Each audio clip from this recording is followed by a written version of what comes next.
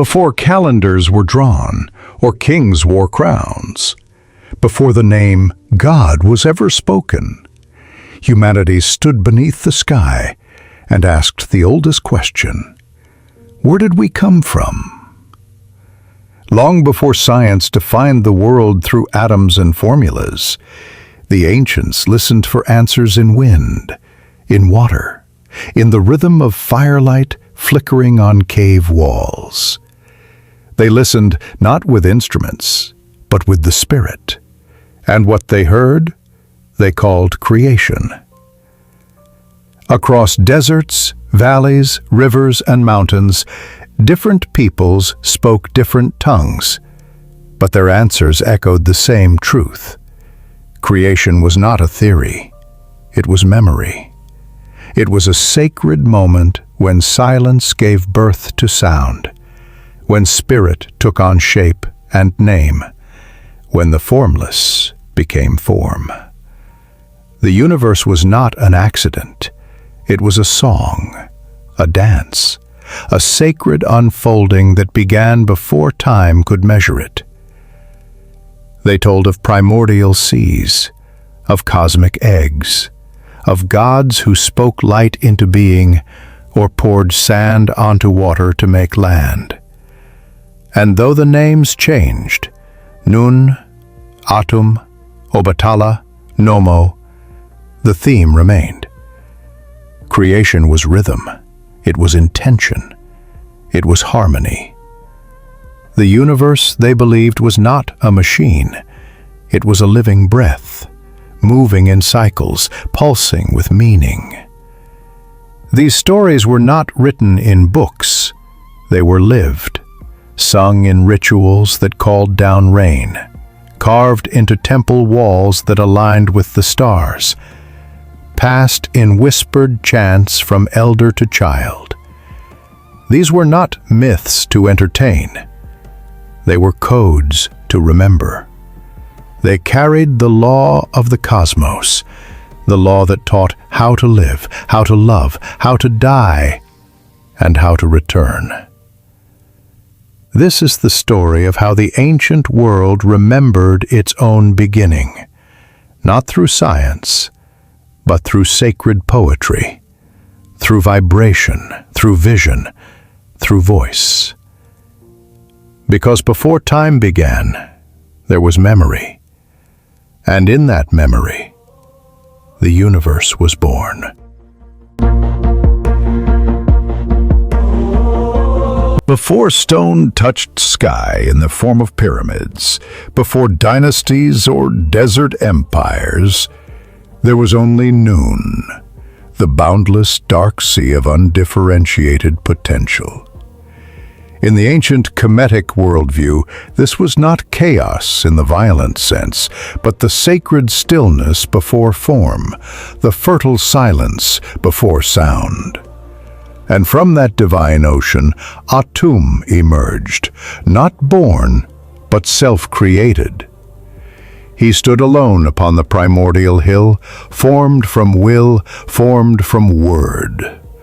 With a breath, he spoke the first names into existence, and with speech, he wove the universe into being. Atum did not strike with thunder or conquer with flame. He created through articulation, through the sacred act of naming. Shu, the god of air, and Tefnut, the goddess of moisture, came forth. From them, Geb, the earth, and Nut, the sky, unfolded, and with them the separation of space and matter. But this unfolding was not random. It was structured, held together by a force older than the gods themselves, Ma'at. She was not merely a goddess, but the essence of balance and rightness, the blueprint of harmony that bound the heavens and the underworld, the divine and the mortal, the physical and the moral. Ma'at was the law behind the light. She ensured that the sun would rise, that rivers would flow, that kings would rule with justice and not pride. Her symbol, the feather, was not a decoration but a sacred tool. At death, each soul would be weighed against this feather, not against sin, but against truth. Were you in balance with the universe? Did you walk lightly, speak truthfully, act honorably? These were the measures of eternity. And so each day in the temples of Kemet, priests and scribes recited the declarations of innocence, affirmations of a life lived in accordance with Ma'at. Not stealing, not lying, not dishonoring the ancestors. These were not mere laws, they were cosmological alignments. To violate them was to tilt the universe out of rhythm. In Egypt, creation was not a battle between gods. It was a dialogue, a harmonization, a sacred structure built through breath and belief. The cosmos did not begin with conquest, it began with balance. The feather of Ma'at floated through every ritual, every act of governance, every breath of worship. And in this, the ancient Kemites left us more than a myth.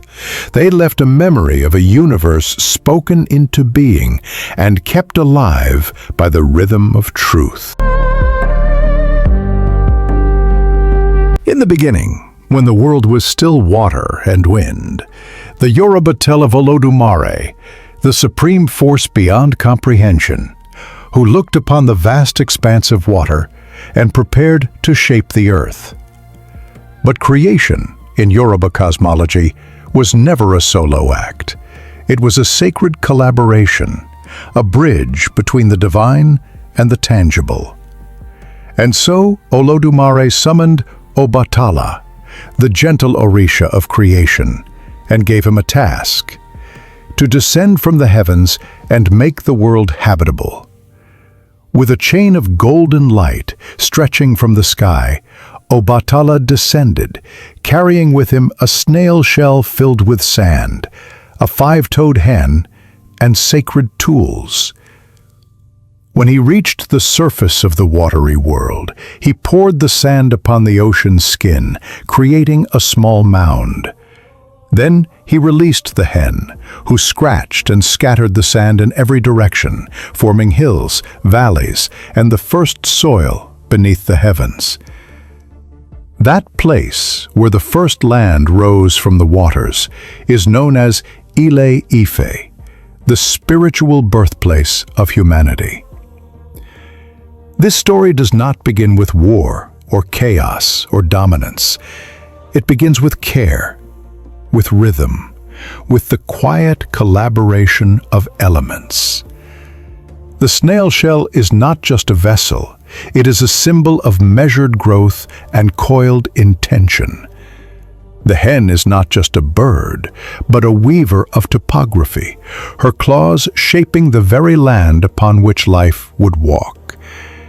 And Obatala, the shaper, is not a conqueror, but a servant of divine purpose, calm, creative, deliberate.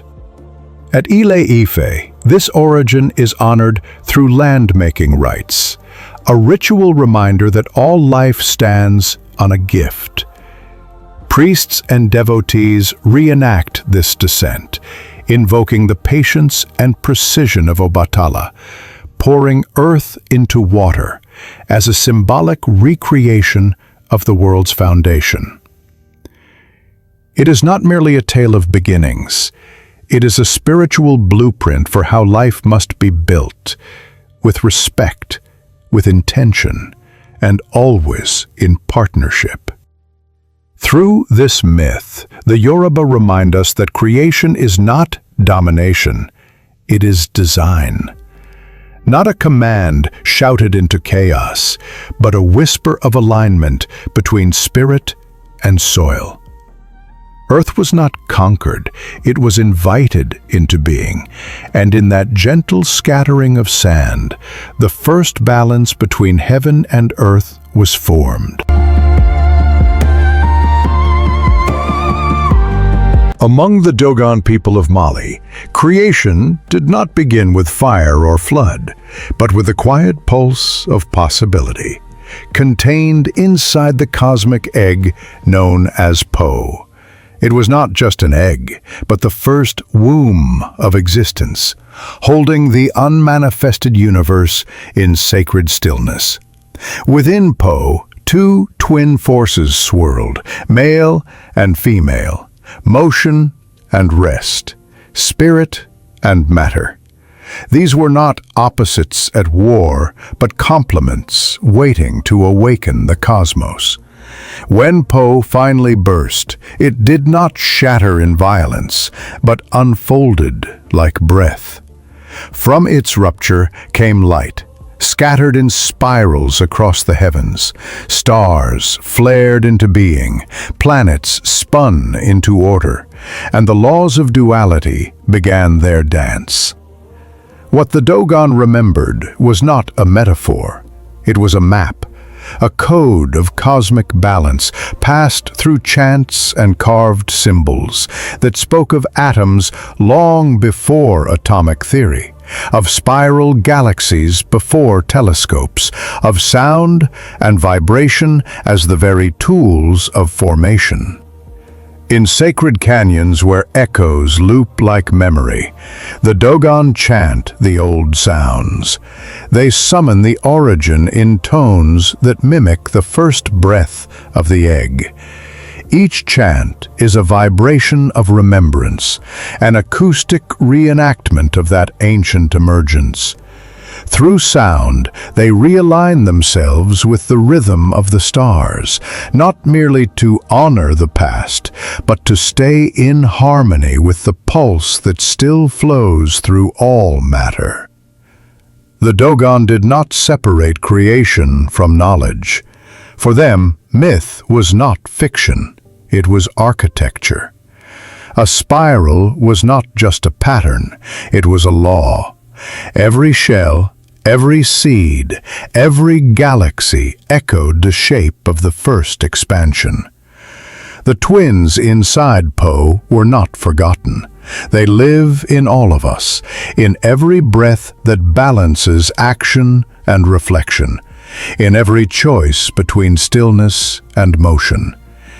Here, creation is not a distant event, it is a continuous unfolding, an egg that breaks not once, but in every moment where spirit takes form.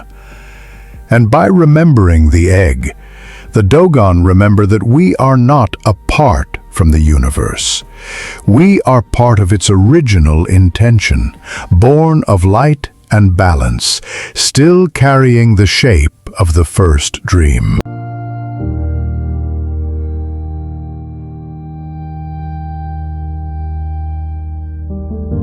In the ancient kingdom of Dahomey, creation was not a conquest, it was a covenant. The universe began as a sacred marriage between two divine forces, Mawu, the cool and nurturing moon goddess, and Lisa, the radiant and commanding sun god. They were not rivals, but reflections, not opponents, but partners. Together, they birthed the cosmos, not through war or will, but through union. Their love wove the dualities that govern the world, night and day, death and life, rest and labor, softness and strength. Mawu brought wisdom, patience, and the gentleness of night. She cooled the world, cradled dreams, and governed the cycles of growth. Lisa, her counterpart, burned with clarity, action, and heat. He gave light to the fields, order to the sky, and drive to human effort. It was their fusion, not their division, that sustained creation. The universe, in their mythology, was not powered by one dominant force, but by equilibrium. When one rests, the other rises. When one shines, the other listens. This eternal dance is not a tension to be broken, but a harmony to be honored. Their myth became a mirror through which the Fon people understood existence itself. Life was never about choosing one side. It was about finding balance between them. Just as the sun yields to the moon, and the moon makes way for dawn, so must humans navigate the cycles of their own lives. There is a time to work and a time to reflect, a time to speak and a time to listen, a time to rise and a time to surrender. Ritual observances of this balance are woven into the daily cycle. The changing of the light is not just a shift in hours, it is a sacred moment. Sunrise is Lisa awakening the world. Sunset is Mawu drawing it back into rest. Each transition is a whisper of the original union, reminding humanity to live in rhythm, not resistance. To the Fon and Dahomey, Mawu and Lisa did more than create the world. They modeled how to live within it. They showed that power does not always shout. Sometimes it listens. Sometimes it yields. Sometimes the greatest act of creation is to trust the one who moves differently than you. In their myth, we find a truth still relevant today, that the health of the cosmos and of the soul depends not on force but on balance, not on control but on the quiet dance between opposites.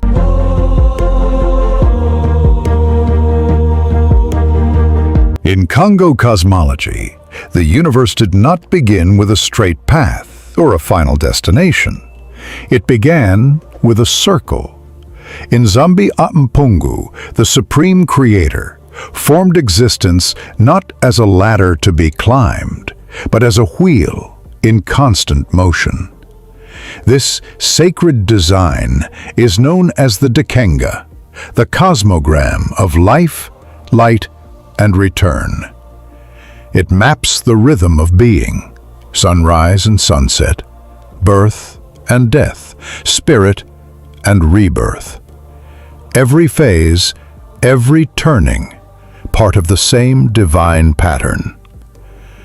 The Dikenga is more than a symbol. It is the architecture of time.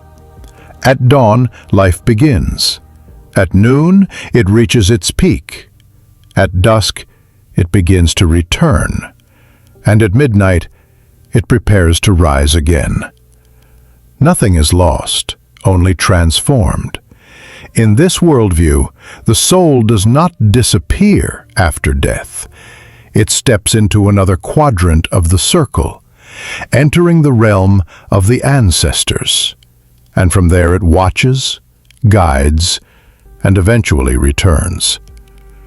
This is why, at dusk, when light falls into shadow, the people dance, not in mourning, but in remembrance.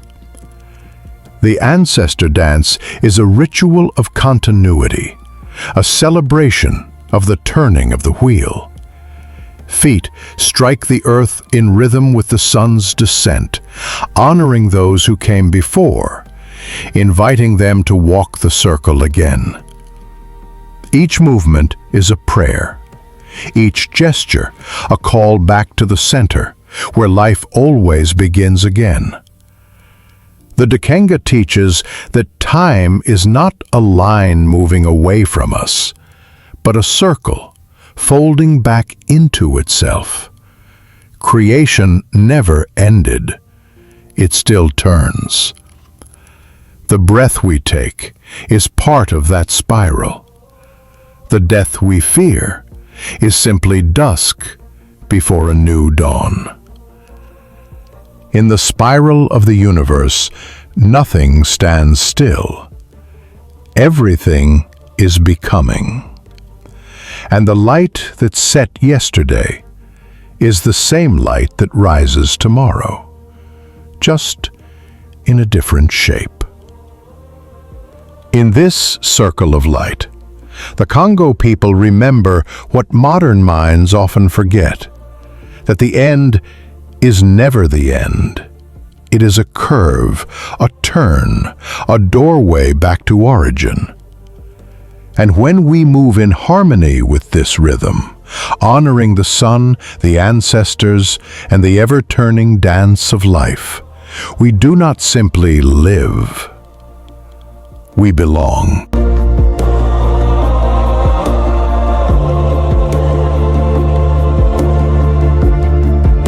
The Zulu tell of a beginning not carved by thunder or flame, but one that rose gently, green, sacred, and alive. In their origin story, the first people emerged from a bed of reeds in a mystical place known as Uthlanga. It was not a throne room of gods, nor a battlefield of titans, but a fertile cradle where life unfolded like a song. From this soft, living earth came Unkulunkulu, the great ancestor, the first to step into form. Unkulunkulu did not arrive with weapons or laws. He came bearing gifts, language to name the world, fire to warm it, and cattle to feed it. These were the seeds of civilization, planted not by conquest, but by connection. He taught that to be human was not to dominate nature, but to be born of it, to rise from the same soil, breathe the same air, and walk gently upon the same land that birthed you. This myth speaks not of command, but of emergence. It offers a vision of creation where divinity flows through nature itself. No sky warrior fashioned humans from clay or bone. Instead, the reeds parted and life stepped forward. The earth did not need to be subdued. It only needed to be listened to.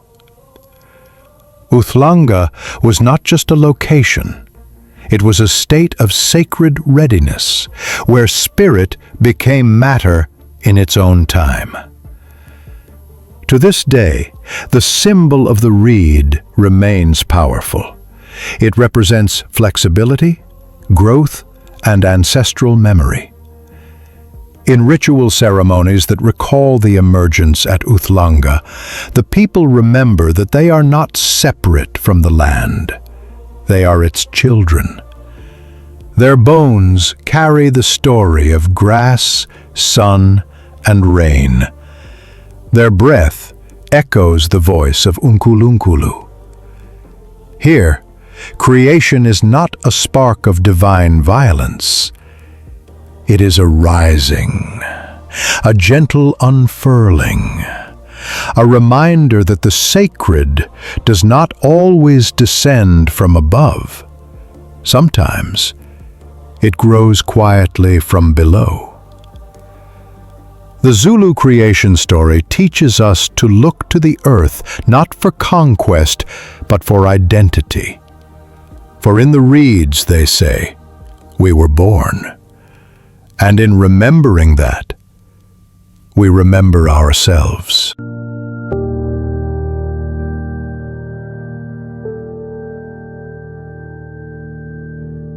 Across mountains, oceans, and centuries, humanity has whispered the same question into the dark.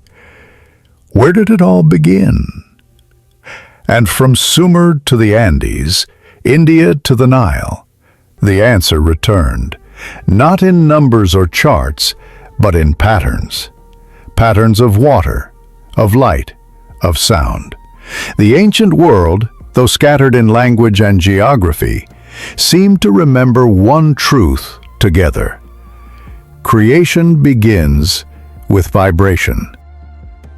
In Sumer, the world rose from the primal sea, Apsu and Tiamat, their union giving birth to gods and stars. In India, the cosmos unfolded from the sound Om, the sacred syllable that vibrates through all things. In China, the Tao gave shape to formlessness, the unnamed birthing heaven and earth. In the Americas, the Maya told of a word so powerful it awakened the dawn itself. And in the West, Genesis opens with the divine command, "Let there be light." Always, it is the same movement. From water, the womb of chaos, then light, the birth of form, then word, the shaping force. Each culture, in its own sacred language, told the story not as a fact, but as a rhythm. The universe was not built like a wall. It was sung into being, spoken into shape. Its laws were melodies, not measurements. Even today we see echoes of this truth. Science now speaks of waves, of frequencies, of strings that vibrate to form matter. But the ancients knew, not by calculation, but by communion. They looked into water and saw beginnings. They watched the sun rise and felt rebirth. They chanted and danced and spoke, not to perform, but to participate in the act of creation. And so, in the shared ritual of dawn, in every culture that greets the sun with reverence, we see the oldest memory of all. The moment spirit moved into matter. The moment silence became sound. The first story echoed again and again, not in temples alone, but in the heart of humanity. Creation, after all, is not a relic of the past. It is a rhythm that still plays, and every voice that sings, every breath that speaks truth, continues it.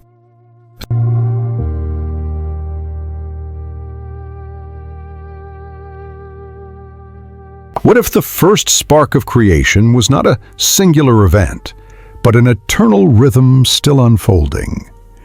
What if the universe, from the very first word, has never stopped speaking?